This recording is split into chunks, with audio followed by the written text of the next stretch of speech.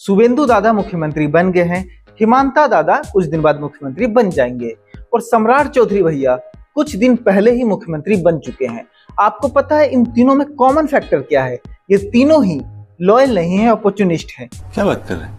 ये तीनों ही वफादार निष्ठावान नहीं है, ये तीनों ही अवसरवादी हैं और इसी अवसरवादी के गुण की वजह से आज तीनों अपने अपने राज्य में बड़े पदों पर बैठे हैं। तीनों ही आज अपने अपने राज्य के मुख्यमंत्री हैं। तो जैसे एक समय त्रेता युग था, सतयुग था, फिर कलयुग आया, वैसे ही आज अवसरवादी युग आ चुका है। बात तो सही है।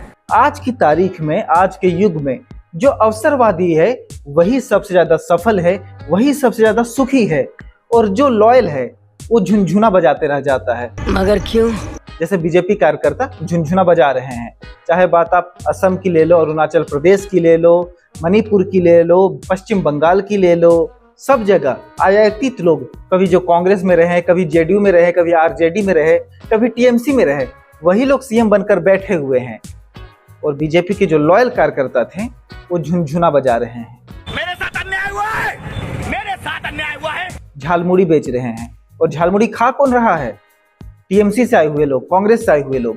झूठ बोलो, बार बार झूठ बोलो। तो इसलिए मैं कह रहा हूं कि आज के युग में जिसने अवसर को पहचान लिया, अवसर को पकड़ लिया, वही सफल है, बाकी सब असफल हैं। क्या बात है सर, क्या बात है सर, क्या बात, ये बात है। और आज के युग का सबसे बड़ा दुख है लॉयल होना, और सबसे बड़ा सुख है डिसलॉयल होना, मतलब कि अपॉर्चुनिस्ट होना। अगर आप हिमांता बिस्वा शर्मा, शुभेंदु अधिकारी, पेमा खांडू, सम्राट चौधरी, ज्योतिरादित्य सिंधिया, इन सब की कहानी से नहीं सीख पाते हैं तो आप मेरी कहानी से सीखिए। चलो भाई देखो अब मैं क्या करता हूँ। मेरी एक गर्लफ्रेंड है, ये क्या बात करता है यार? लेकिन मेरी एक गर्लफ्रेंड के 5 बॉयफ्रेंड हैं।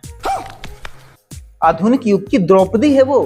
क्या बात कर रहे हैं? मैं उसके लिए लॉयल रह गया, लेकिन वो अपॉर्चुनिस्ट बनके 5 बॉयफ्रेंड पटा ली है। देखा आपने लापरवाही का नतीजा है। मैं, हमारी जब लड़ाई होती है ना, तो मैं अकेले घर में बैठकर रोता हूँ, जगजीत सिंह के गाने सुनता रहता हूँ, और वो 5 बॉयफ्रेंड के साथ 5 दिन अलग अलग लोकेशन पर जाकर घूमती है, कहीं मूवी देखने चली जाती है, कहीं शॉपिंग करने चली जाती है। और मैं क्या करता हूँ? मैं लॉयल हूँ इसलिए बैठकर रोता रहता हूँ, जगजीत सिंह के गाने सुनता रहता हूँ।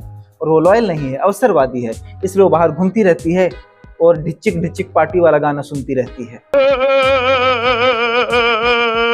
तो चाहे राजनीति हो या फिर नौकरी हो, चाहे प्राइवेट लाइफ हो या फिर पर्सनल लाइफ हो, हर जगह आज लॉयल लोग रो रहे हैं और डिसऑनेस्ट लोग, अपॉर्चुनिस्ट लोग सफल हो रहे हैं। वाह मोदी जी, वाह वाह। गलती मेरी है ना कि मैं लॉयल हूँ, गलती बीजेपी के कार्यकर्ताओं की है ना कि वो लॉयल हैं।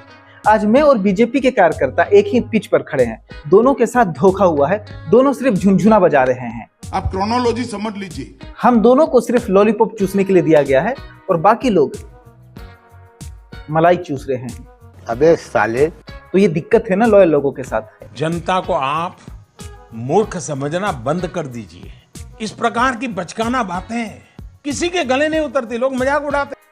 तो मेरा काम था आपको समझाना, आप समझ गए हो तो ठीक है, नहीं समझे हो तो भी ठीक है। गुड नाइट, बाय बाय, टाटा, गुड बाय।